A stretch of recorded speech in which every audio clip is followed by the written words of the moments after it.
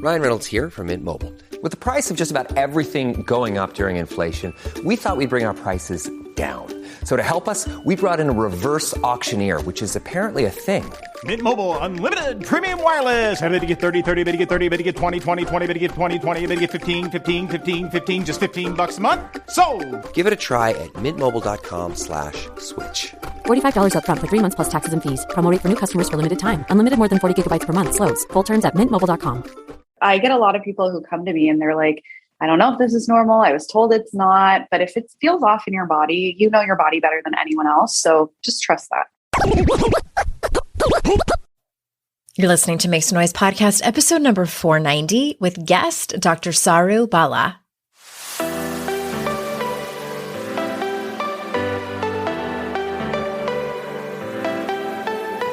Welcome to Make Some Noise Podcast, your guide for strategies, tools, and insight to empower yourself. I'm your host, Andrea Owen, global speaker, entrepreneur, life coach since 2007, and author of 3 books that have been translated into 18 languages and are available in 22 countries.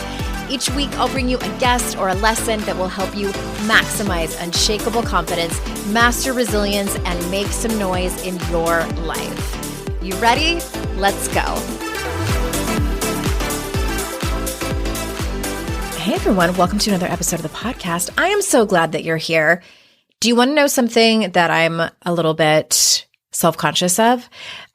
I mean, you probably don't, but I'll tell you anyway. So I know that I'm not the only podcast that you listen to. I'm aware that there are others, and I listen to other podcasts. And you know how when the podcast host or even the guests have a really great microphone, which is better, right? It sounds better. This one that I'm using is one of the best in podcasting. The bad news is that it picks up everything. Every little wetness in your mouth or not wetness enough sometimes. It's like the sticky stuff that you can hear. And some people really hate that. I'm kind of neutral. It doesn't really bother me all that much either way. But there are some podcasts that I listen to, and you get to know the little idiosyncrasies of the person's speech. And I've noticed when I'm listening back to my show, for whatever reason, I don't listen back to every episode, but I do this thing where I breathe in. I'm not even going to say it. I'm not going to explain it because then there's going to be people who are like, I never noticed that before, but now I do. And it's annoying. So I'm not going to introduce you to a sound that you might not have previously heard about. But anyway, I'm self-conscious of it. And so I try to make sure that I drink enough water and I don't have like that gross, sticky sound. You know what else is happening today that doesn't have anything to do with anything, but it's on my mind? Have you ever had a pimple right below one of your nostrils? Why? Why is that spot so tender? And like, you can feel it coming the day before. You're like, oh no, this is coming. I swear, I feel like I'm being punished for something that. And when they're on your lip line, those are the worst spots. Ooh, oh my God, that hurts. Yikes. I wouldn't wish that upon anyone. Anyway, back to what we're supposed to be talking about today. We're on women's health and we're talking about periods today. You know, what's funny is there's kind of this joke that I have where people ask, what do you talk about on your podcast? Or what do you talk about during your retreats? And I will say, we talk about our feelings and our periods. And I'm just kidding. Like, we don't. We talk about our feelings. And actually, at the last retreat that I hosted, we did talk about our periods because I told you guys my period was like 2 months late. Yeah, that was happening. At any rate, now we are talking about our periods or lack thereof on today's episode because we're on women's health. And I wanted to have someone on to talk about things like what's normal in terms of period pain. Are there any supplements we should be doing? What are we supposed to track? Is it just the days? And anyway, so those are some of the questions that I ask Dr. Bala today. And I'm excited to keep going with this particular theme because as I mentioned, I believe it was last week, The reason that I wanted to do a specific theme on women's health is because I do feel like if we don't have our physical health together, if we're not well, then it's really hard to focus on our mental health. And the two go hand in hand. I am noticing that now as I am in a season of my life where my physical health isn't the best, and it's been consistently a challenge for on and off for a matter of years now. And so selfishly, I'm taking you along this journey with me as I get to the bottom and try to learn more about women's health in general. So I really hope that you're enjoying these. I've really enjoyed having these guests on and making these connections and introducing you to these amazing people's body of work. And if you missed it, in case you missed it, there was an announcement last week that How to Stop Feeling Like Shit has been updated and re-releasing. December 27th, 2022. It has a bright yellow cover this time around. I've added excerpts to every single chapter in that book, new tools, new insights, new techniques, and I'm really excited. There's a bunch of free stuff. If you go to AndreaOwen.com/HTSFLS, if you purchase the updated copy, there is a free workbook. There is a private secret podcast series that has everything to do with this revised, updated book. What else? We're doing a giveaway. There's a sharing thing where if you share on social media, you get entered to win a drawing. It's super easy. And we're giving away lots of amazing prizes, including a one-on-one session with me, candles from my favorite candle places. Go check it out. Some really awesome things. I appreciate you supporting this book and supporting it so much that I was able to do a revision. And it's kind of a dream come true, I think, for any author as years go by and we gain new insight and things happen and we have additional things to say that we wish that we could put in the book. I'm getting that opportunity and I appreciate you so much supporting How to Stop Feeling Like Shit. All right. That being said, let's get on with the show. Let me tell you a little bit about today's guest. Dr. Saru Bala is a licensed naturopath doctor specializing in women's hormonal health. Her focus is from your first period to your last, and her work centers around education for you and finding you options other than birth control for your hormonal issues. So without further ado, here is Dr. Bala. Dr. Bala, thank you so much for being here.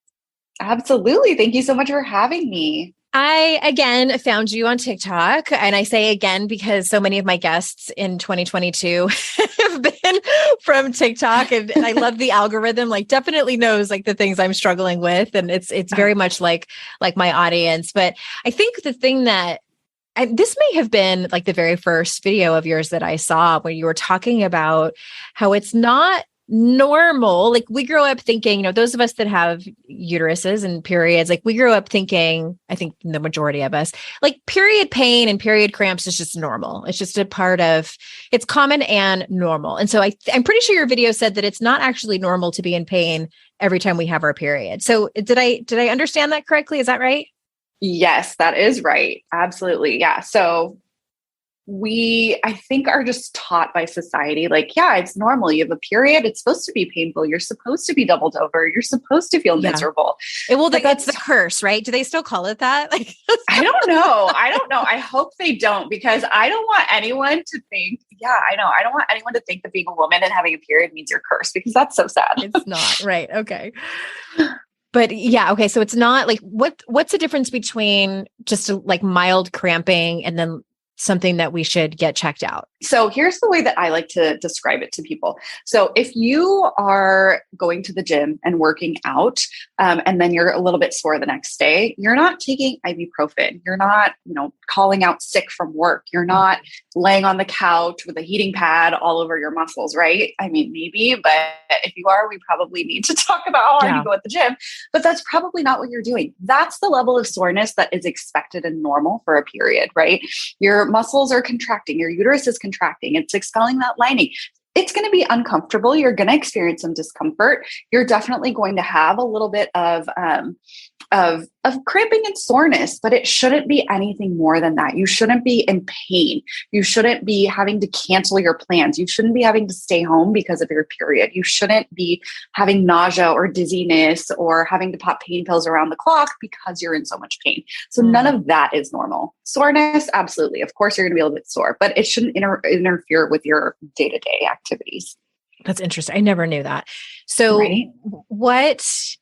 I mean, I know you're not going to be like, okay, here's what's wrong with you. I'm going to diagnose this imaginary person, and I don't, want to scare people, but what are like some things that it could be, like everything from, this mildly could be going on to like, yeah, this could really be a problem. Like what are some possibilities? Usually when you have period pain, it can be a few different things. It could have a hormonal component. It could also have that inflammatory component. It could be endometriosis. There could be infections or fibroids or something else causing it. So there's a lot of things that we want to consider, right? And once you had kind of those bigger things ruled out, we know it's not a fibroid. We know it's not an infection. We know there's nothing major going on. Then we like to think, okay, how are your inflammatory levels doing? What are your hormones doing? Especially with people who have endometriosis, we really want to look at overall inflammatory levels and estrogen levels, because estrogen is what is stimulating those endometrial lesions. So what we see is people who have endometriosis end up having a lot more pain when their estrogen levels are really high. But it's also an inflammatory condition. So overall inflammatory levels also make a really big difference. Those prostaglandins, which are these chemical-like hormones in our body, hormone-like chemicals in our body that are responsible for the smooth muscle contraction. And so that is what is causing your uterus to contract in the first place. And when we have too much of that, it's going to cause a lot more pain for some people. So that's where I like to say, okay, well, if everything else looks good, what are your hormones doing and how are your overall inflammatory levels? Okay. And so it was kind of a toss up in my head of whether or not I was going to ask you about this, but since you mentioned prostaglandins, because I learned about that when I Googled a couple of years ago, is period poop a thing? Because I just thought it was like a joke among my girlfriends, like, oh, yes, I have my period right now and I have period poop. It's the worst. And so it's actually a thing and it's caused by prostaglandins. So is that another thing that's normal, like period poop, which kind of borders on diarrhea, but it's not diarrhea? Right. Yes. Very similar. And it's because of those prostaglandins. So often, so many people say that they have period poops in conjunction with their period pain. And that's just a big red flag to me that, hey, your prostaglandins are probably pretty high. And that is because prostaglandins, like I said before, they are responsible for that smooth muscle contraction. Your uterus is a smooth muscle. And you know what else is a smooth muscle? Your colon. So the more prostaglandins you have, the more stimulation you're going to get for your colon as well. So that's why sometimes right before your period, sometimes right around your period, you're going to notice just an increase in poops. I am going to I'm going to send you a TikTok that actually went viral. Do you remember the TikTok sound that was going around where it was all, we're done, or like, you're done? It was that one. And I said something like, when the coffee and the period poops collide. And then I did a picture of like the large intestine with the face on it. And I guess a lot of people could relate. Yes. Oh my God. I cannot even imagine having to do coffee and have a period poop at the same time. I'm very sensitive to caffeine. And sometimes when I have too much of it and when it's a, first day of my period, my large intestine thinks that's hilarious. But anyway, enough about that. So, okay. So just so we're clear. So some period poop is normal just because of the presence of the extra prostaglandins. Is that fair? Yeah, okay. Exactly. Yep. Okay. So can we talk about bloating for a minute? Because is it similar to cramps where we can have like some bloating, but too much bloating could be a problem? Yes. So the reason that you get bloated right before your period starts is usually because of progesterone. And if your progesterone levels are really good, sometimes you're going to have more bloating. That's also why when you're pregnant, you just feel so uncomfortable and bloated and just like heavy and full. Yeah. Aside from, the baby being there, you're also just got so much progesterone, and that's also causing a lot of that bloating and constipation as well. So that hormone, unfortunately, is the one that is responsible for that. It's also fascinating to me because Midol is one of those over-the-counter things that feels so amazing because it hits all of these things that become problematic for people who are having their period. You know, it helps with headaches, bloating, mood. And so to me, the fact that I always grew up like the fact that they make a medication specifically for that means that it's so common that all of this is normal to have this pain. Good. Now, nice that I'm now knowing this, like as I'm moving towards the end of my period career. But I want to ask you about PMS and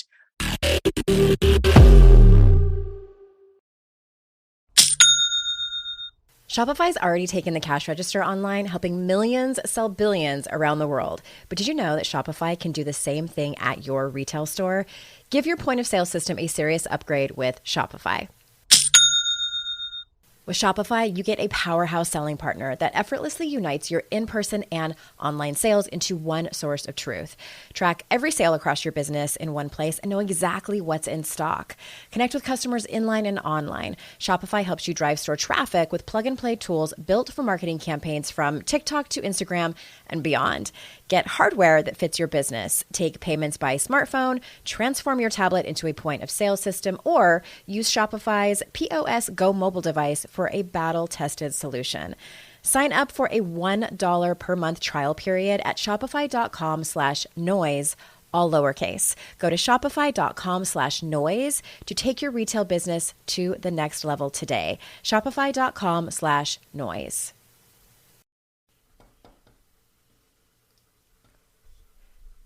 Fast forward to the end of 2024 and think about your goals. What can you do right now to give yourself the best chance of succeeding? If you want to learn a new language, you absolutely should get Babbel. Don't pay hundreds of dollars for private tutors or waste hours on apps that don't really help you speak the language. Babbel's quick 10-minute lessons are handcrafted by over 200 language experts to help you start speaking a new language in as little as 3 weeks. Babbel's designed by real people for real conversations. Studies from Yale, Michigan State University, and others continue to prove Babbel is better. One study found that using Babbel for 15 hours is equivalent to a full semester at college. Now it's so easy to speak simple conversation phrases with the guy that takes care of my lawn without having to consult language apps. Here's a special limited time deal for our listeners. Right now, get up to 60% off your Babbel subscription, but only for our listeners at babbel.com/noise. Get up to 60% off at babbel.com/noise, spelled BABBEL.com/noise. Rules and restrictions may apply.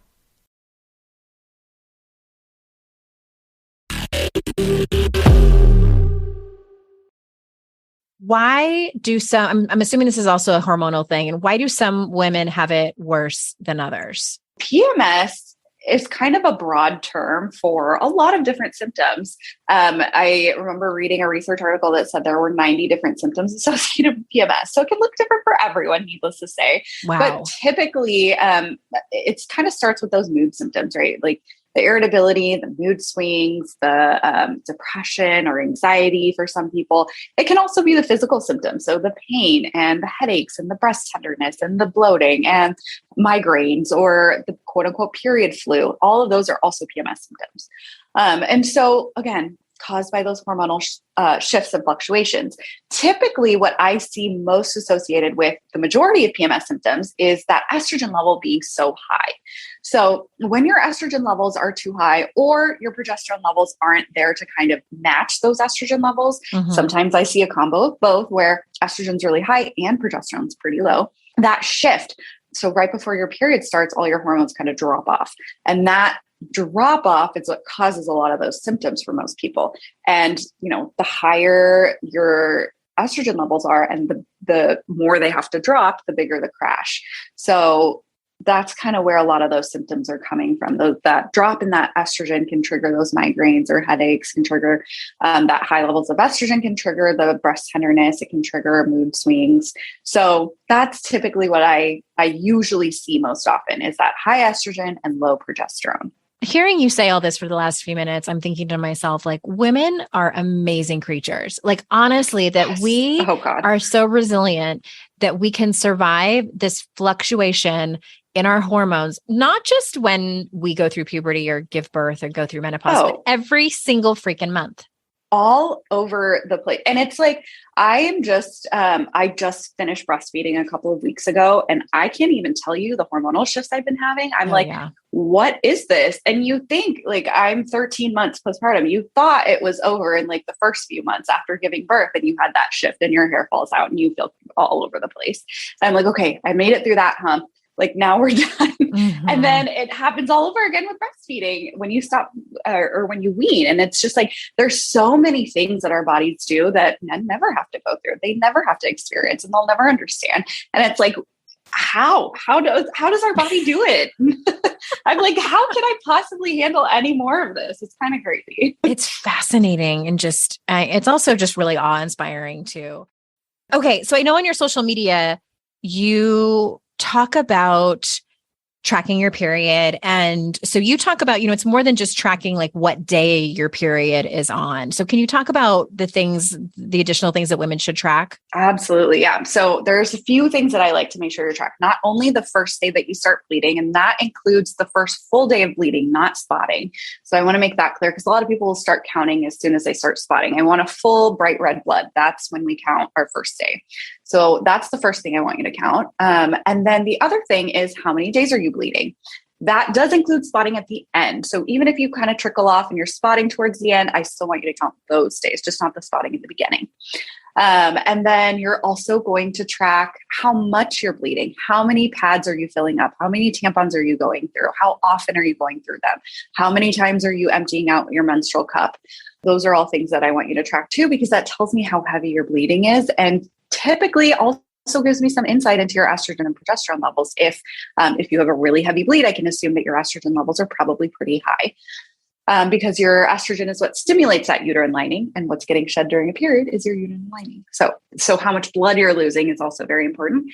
And then any symptoms you have, and when do you have them in your cycle? Some people actually experience more of their symptoms around ovulation. There is that spike in that estrogen right before you ovulate. So again, that's rise in estrogen, and that fall again, that is what stimulates a lot of those symptoms for people. So when in your cycle are you noticing those symptoms? What day of your cycle are you having them? And what symptoms are you having? Is it breast tenderness? Is it headaches? Is it migraines? Is it mood symptoms?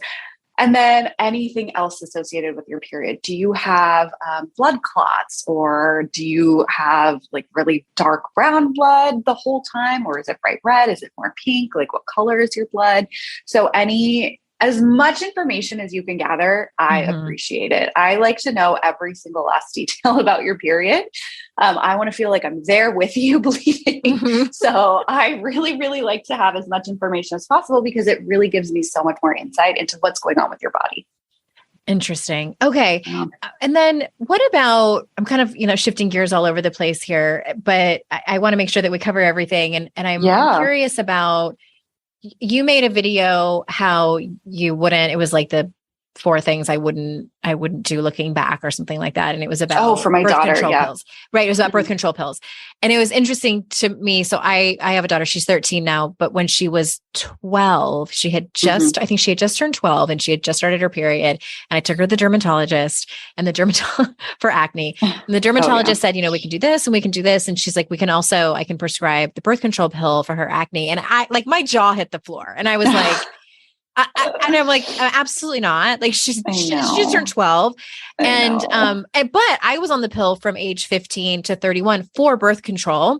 Mm-hmm. And so it makes me wonder, I have a couple of questions. Like, why do you not want that to, like, let's talk about it. Like, why is that not like a go-to? And also, are you seeing, or do we know, or like, is there any research done on like long-term studies on women who might be in their, 40s, 50s, and 60s who are on birth control for, over a decade? And does it have any long-term effects that researchers know of? So currently we haven't seen, quote unquote, the long-term effects, but we do know that it can affect your microbiome. It can affect your gut health. There are some nutrient depletions with like B vitamins and a lot of the stuff that we need for liver support that it can cause issues with. So there are some of these functional things that we're seeing that birth control can cause issues with. Not only that, pretty much everyone I see are people who either didn't want to be on birth control or tried it and they just felt miserable on it. So there are side effects when you're on it, right? Yeah. So I had a lot of people who were like, I had tons of hair loss when I was on birth control, or my moods were all over the place. I had some friends that had some pretty significant side effects that just could not be on it. Right. And that was me too. I tried birth control for a few months and I was miserable. I was so depressed. I was so anxious. I was like, I wanted to cry all the time. And I was like, this just doesn't, I feel awful. I don't want to feel like this. I would, rather the alternative. And so I had to get off of it too. And I know, so many other people struggle with that too.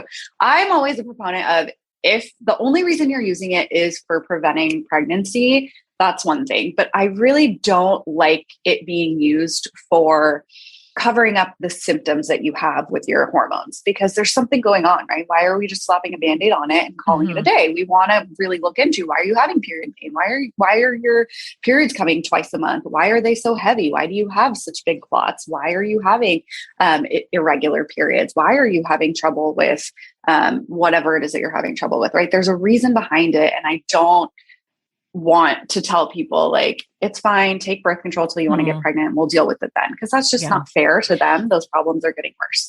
That's interesting. Cause like, I just wanted to say like, yeah, I know people, and this was probably back in the 90s and 2000s. I had friends that were in their 20s and teens and 20s who were having either really heavy periods or irregular periods and got put on birth control to quote unquote, fix the problem.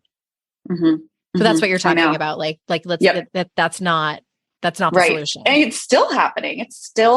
Every single day. It still happens. I have so many patients that come to me and they're like, I was told that I could take birth control and wait until I get pregnant and then do fertility treatment then. Like those are the options that they're given. And there's just so many more things that we can do to figure out, well, why are you having those problems in the first place? Most of the time, none of that was explored. I look back and I'm like, I had pretty bad anxiety. Never in a million years would I have connected it with birth control pills. Did it get better when you got off of birth control? Yes and no, because I got off and then had two babies, like pretty much back to back, and then had really bad postpartum anxiety with my first one. And I had, just gotten off of it, but not with my second. So, and it's been a lot, like worlds better. And I just chalked it up to like, well, I'm in a much better relationship now. And like, I'm just more secure in my career, which those things are true. Yes. But I mean, there are a lot of variables, right? There are. So it's hard to say. But if you are on birth control and experiencing a lot of anxiety and you're like, is it in my head? Most often it probably isn't in your head, and it may totally be related to that. That's where I want to, make that clear to people. Cause I think a lot of people are like, well, it's not supposed to be causing these issues. Like, I think it's just me. And, a lot of times it might just be the birth control. Okay. Right. I know.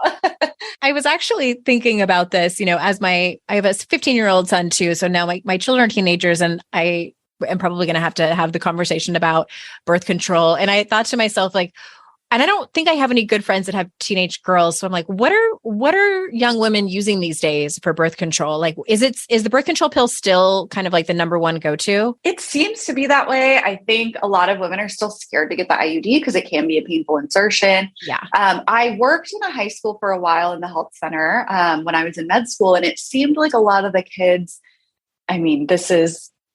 it seems like a lot of the kids were using the Nexplanon, the arm implant, because you can actually see it and feel it. And so then this like honestly made me cringe when I heard why. They were like, oh, well, the guys can see if I actually have it or not. So they know I'm not lying. I was like, oh my God.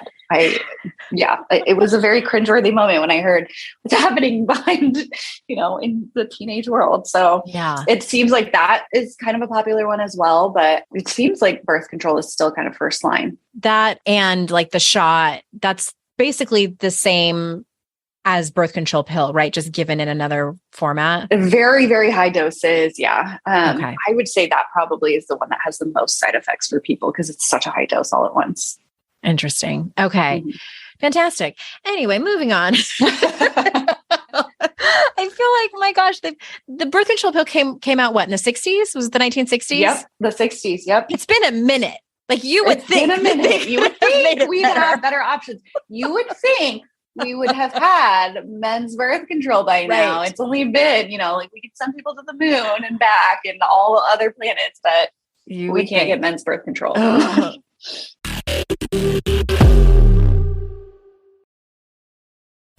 Today's podcast is sponsored by MIDI Health. Ladies, are you over 40 like me and dealing with hot flashes, insomnia, brain fog, moodiness, some vaginal dryness, or weight gain? Don't just accept it as part of aging. These symptoms are often linked to hormonal changes during perimenopause and menopause. At MIDI Health, they get it. Their experts know what you're going through and how to help. MIDI clinicians are menopause specialists offering safe, effective, FDA-approved solutions. And guess what? MIDI care is covered by insurance. So stop pushing through it alone. Schedule a virtual visit and dive deep into your unique symptoms and health background. You'll walk away feeling heard and with a plan to start feeling better. Visit MIDI Health today and reclaim your well-being. You deserve to feel great. Book your virtual visit today at joinmidi.com. That's joinmidi.com. joinmidi.com. It's hard to find a great mentor who can help me level up. My dream mentor, Shonda Rhimes. So I was really excited when I heard she has a class on Masterclass. With Masterclass, you can learn from the best to become your best. Masterclass is the only streaming platform where you can learn and grow with over 200 plus of the world's best. For just $10 a month, an annual membership with Masterclass gets you unlimited access to every instructor. And you can access Masterclass on your phone, computer, smart TV, or even in audio mode. I'm always looking for ways to be a better writer, so I took Shonda Rhimes' screenwriting class. It helped me gain concrete technical advice, including structuring, the writing process, and with shows under her belt like Grey's Anatomy and Bridgerton, it was so helpful. Plus, every new membership comes with a 30-day money-back guarantee. Don't wait another moment to start your learning journey with Masterclass. Right now, our listeners get an additional 15% off any annual membership at masterclass.com/Andrea. That's 15% off at masterclass.com/Andrea. masterclass.com/Andrea.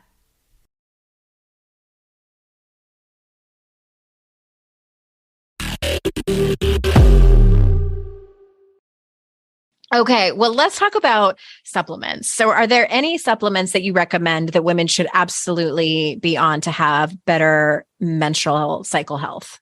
So period pain in particular, one that I have found across the board that everyone loves and works really well and is very safe, effective, gentle is raspberry leaf tea. So if you haven't tried that one I think yet, I drank that when I was pregnant. Yes. Yep. A lot of people take it in their third trimester to help prepare for labor as well, because it's a uterine tonic. So it helps to strengthen and relax the uterine muscles. And so it can be really helpful to prepare for labor. It can also be really helpful for period pain. So I love using that one as a tool for pain. Sometimes even works for heavy bleeding, but for most often I use it for pain. Did you like the taste of it? A lot of people complain about that. No. I absolutely did not. And I drank it with my second pregnancy. My first pregnancy was a cesarean section. He was a frank breech presentation. And so I also had high blood pressure. It was best that he was a C-section. And with my second one, I really wanted to have a VBAC, a vaginal birth after cesarean. And so hired a doula, and she was the one who recommended it. Just we wanted to do everything that we could to set ourselves up for a easiest possible labor and delivery. And it ended up going really well. Good. Yeah. Good. We were all very happy with the outcome. And so but no, I can't remember if I added honey to it or something. I'm sure I did. Yeah. I'm not one to just I don't, yes. If you're not a big tea drinker, it might be a little earthy for some people, but I don't know. I really loved it. I always drink it with other herbs in it. So I think that helped the flavor too. So, but it is a really great one to add in for period pain. So that's one of my go-tos. Another one is also magnesium. Again, very simple, very effective, really helps to relax you. I typically like to use the malate or glycinate form. If you're going to use citrate or oxalate, those are the ones that are most often found over the counter. Those ones are they're not as well absorbed. So they sit in your gut and they pull all the water in, and it helps if you're constipated, but you're not going to get as much of the muscle relaxing properties of it. So if you're going to do it for the pain, I would say do it in the glycinate or the malate form. Okay. So what about when women start to reach their late 30s into their 40s, and maybe they're seeing some changes in their period or their skin, or like, when should one see a doctor, and like, what kind of doctor should we see? I think there's a lot of confusion in that, and like, what's normal? Cause like sometimes we hear, oh, you might skip a period here and there and like grow some face hair and like, you're fine. Like, it's just part of you the might change. turn into a gargoyle. That's right. Like a little mustache. It's okay. It's okay. Yeah. That's a good question. Cause I get a lot of people who are like just hitting 40 or like very early 40s. And they're like, yeah, I'm like going through menopause and perimenopause. I'm like, no, you're really, unless, and even that is still kind of rare. Like, unless your mom also went through menopause at a very early age, it's really unlikely that you are going through menopause or even perimenopause in your early 40s. It's not until your late 40s that you should be experiencing those symptoms. So if you're noticing changes to your period and they're getting lighter and further apart and irregular, and just anything in general is changing with your period, and you're not quite in that late 40s, I would say go get it checked out, because there's something going on, right? There's something that's changing. So if someone's telling you that it's just normal and they're just chalking it up to menopause, I would say they are not doing their due diligence in looking a little bit further at what might be going on. Okay. That's what my doctor, my OBGYN said, because mine were getting closer together. I think around when I turned 46, they were just like, I was always like clockwork, 26, 27 days. And then it was like 25 days, 24 days. And then I had one that was 17 days, but then it went back to being like 24 days, 25 days. And she said, if you completely miss one, then give me a call if you have any other symptoms. But, this is pretty normal, like what you're seeing, as long as they're not like all over the place. And mine were also getting lighter, but I'd always had kind of a light period anyway. But instead of 4 days, it was 3 days. And then I finally totally missed one. I think I've told the story on the podcast before, but can't remember if I did or not. No, I did tell it. I called the office and the nurse said, so it had been like 2 months since I had my period. And my husband had a vasectomy 9 years ago. And she said, okay, well, you took a pregnancy test. And I was like, no, like, why? My husband, and I had Googled it, and the chances of getting pregnant or a failed vasectomy is less than 1%. And then I also Googled chances of conceiving naturally at age 47, and it was 5% or less. And so my husband looks at me and he's like, so there's a chance, it's not zero. And I'm like, never oh my zero. God, can you imagine? And then because the, technology is the way it is, I started seeing TikToks of women who were like 46, 47, who got pregnant. Oh my God. Like, oh my God. So I ended up, he went immediately to Dollar General and got a pregnancy test. And it did come back negative. But that feeling of like, am I going to be that 47-year-old mom? Yes, I know. It happens. It's scary, right? It does happen. It's rare, happen. But that's why they say it. I know. Yeah. So anyway, all that to say, I am not pregnant, everyone. And also I just am at that phase of my life where, my period is kind of like, oh, we forgot that we needed to show up. But is there anything else in terms of, when we get to that age and like, I don't know, like my joints are hurting a little bit more. Like, is there anything else in terms of, I hear a lot of kind of conflicting information about like what exercise is best and like eating and gut health and everything. So what's your opinion and advice like on that? Getting into menopause? Yeah, just like even like, late 40s when things kind of start to change and we can't kind of, eat the same that we were before and just tired more easily. Like, are there any additional supplements or advice that you have for that, for just feeling better?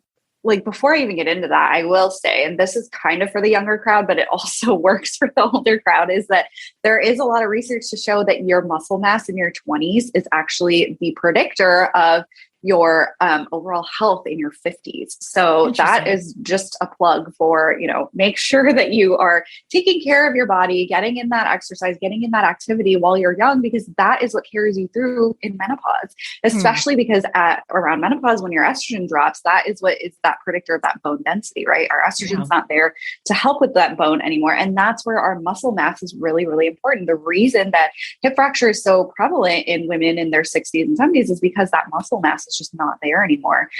So if you can go into your menopause age with a good set of muscles on your bones, that is obviously the best thing we can do. That's prevention. But if you're already here, I would say working on strength training before you get to that point is also very helpful. It's never too late to start, right? The best time to start is always yesterday. The next best time is today. So starting with strength training, resistance training, just building muscle on your frame is going to be really helpful. That's also going to help with your overall metabolism. As you start to feel like things are slowing down, adding in that muscle mass is going to help with your metabolism. It's going to help with your gut function. It's going to increase blood flow to your gut. It's going to help you feel like the foods you're eating are not just sitting there. So I would definitely say, don't underestimate how much exercise can do, not only for your mental and like physical health, but just your hormonal health and like how you feel overall, your gut health, like all these little things that you don't think are quite related to maybe exercising can definitely make a difference there. So any strength training exercises that you love doing, definitely add that to your list. And then another thing also that I have found really helpful for my like premenopausal and like menopausal age women is liver support. So as those hormones are just going, sometimes, you get big pushes of estrogen and that's where those hot flashes are coming from. And it's just your hormones are doing all kinds of crazy things. They're all over the place. To help regulate that, your liver is what is metabolizing everything in your body, including your hormones. And so when everything's just like too much, too little, all over the place, you want that liver to make sure that everything is getting metabolized, especially when it's too much. So when you're having hot flashes and night sweats, it usually means estrogen is on the higher end. And so if we support your liver and getting rid of that estrogen, usually people start to feel better. Interesting. So, okay. That's pretty much like the consensus of what I've been hearing. I don't know what I'm like waiting for somebody to be like, no, you should actually be napping as much as possible. Just take naps, eat pizza, so many naps, cupcakes. So it's pretty much, that's the consensus. And I think the thing that actually made me feel so much better is that as I got into like my mid 40s, I was finding that the hard cardio workouts that I had always done were so much harder and they would take so much out of me. And now what I'm hearing is like, just go on a walk. Like that's plenty, and weight train and just like low impact cardio. If your heart rate like does not go above 120, that's fine. That's fantastic. Like just great. Right? Just low impact. Yes. Yeah. And I'm love like, it. I can do that. I low impact. That. It's like the Golden Girls workout. Yes. I love it. I know. I saw on TikTok, they were calling them hot girl walks. I was like, yes, hot girl walks. Walking. Yeah. I used to think it was really boring, but that was when I could do a really hard workout and it was fun. Right. But now I know. I get it. I get it now. Yeah. Now that I'm so much more tired, now that I have a daughter that I have to entertain, I'm like, let's go for a walk. It's great. 2 birds, 1 stone. Be outside if you can and all of that good stuff. Well, thank you so much. I appreciate this. And I'm trying to get like a range of experts talking about women's hormone from different perspectives of, still being in the phase of life where we have a regular period and we're talking to people who specialize in menopause. And I just appreciate your perspective and your time today. Is there anything you want to circle back to make sure that you say so you can feel complete before we close up? I feel like we touched on a lot of topics. So, just know that if something feels off in your body, like don't discredit that. Okay. I think I get a lot of people who come to me and they're like, I don't know if this is normal. I was told it's not, but if it feels off in your body, you know your body better than anyone else. So just trust that. Yes. I hear that. Just that's a whole nother conversation about trusting yourself and trusting your body. And I appreciate you so much. The link to your website is going to be in our show notes, Dr. Saru Bala, and then also your social media as well. And you're at Dr. Saru Bala on TikTok as well, right? And Instagram? Yep. Okay. Both TikTok and Instagram. Okay.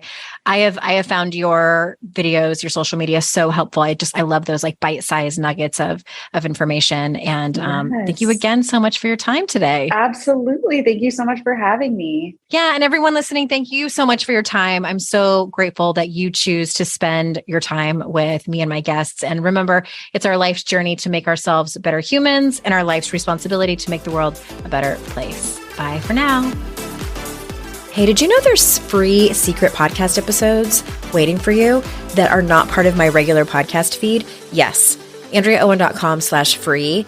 And you just sign up. You get a link sent to you. It's very secret. It's like a secret club. We don't have a secret handshake. Don't worry about that. But it's these motivating podcast episodes that I made for you They're under 20 minutes each. There's 3 of them. They're for wherever you are in your life. So head on over there and grab them. They range from really supporting you and seeing you where you are and being compassionate, all the way to giving you a giant kick in your ass and telling you how amazing and gorgeous and phenomenal you are. So AndreaOwen.com/free and get your hands on that free podcast feed.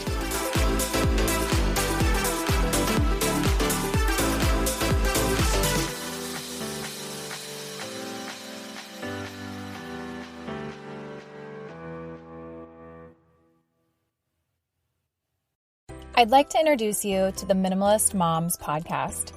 It's hard enough being a mom, and the last thing you need is stress from too much stuff and an overcrowded schedule.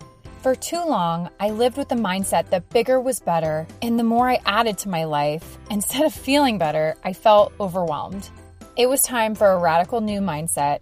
Less is more.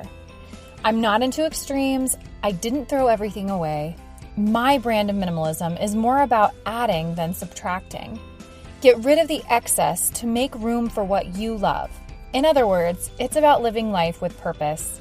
I hope you'll listen in, and my guest and myself can inspire you to think more and do with less. The Minimalist Moms podcast, available wherever you listen to podcasts.